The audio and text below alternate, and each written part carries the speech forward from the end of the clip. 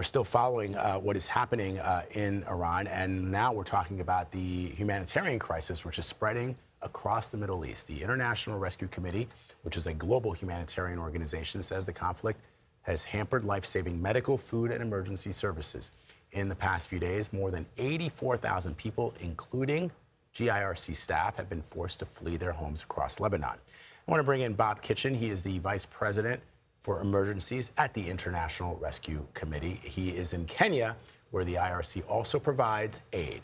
Bob, thanks for joining us under what I know are extraordinary and difficult circumstances for you and your staff. What are you hearing from those staffers that are still on the ground? Well, we've got a big team, and sadly, most of them are now on the move. As you said, as of yesterday, 84,000 Lebanese had been evacuated, forcibly displaced from their homes.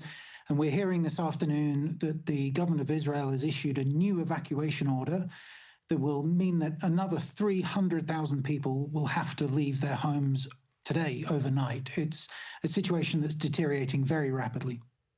And places like Syria, Yemen, Jordan, Iraq, and Gaza, they're already facing a long list of hardships. Can you talk about the strain that's being placed on those ongoing operations from this?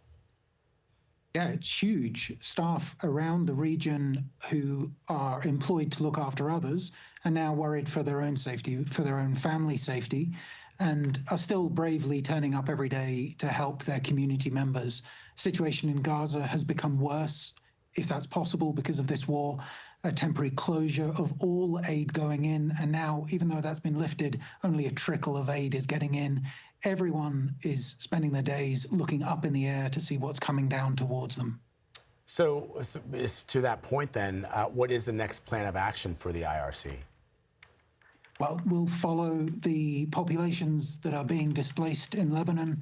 We are mounting a major operation to help people with cash, to help afford rental.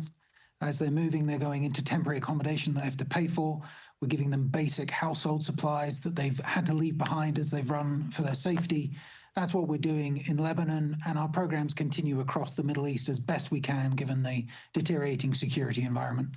And Bob, what about your staff, who's doing all of this? I mean, how are you thinking about, this ongoing situation and helping those that are there, but also, your employees and keeping, your folks safe?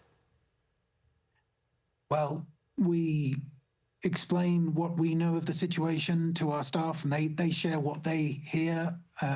They have much better networks than we do as citizens of the population of these countries.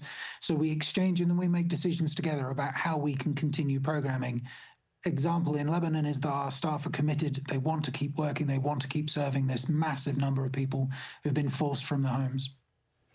All right, Bob Kitchen, thank you very much. Thank you for what you and your staff are doing in this terrible crisis. We appreciate it.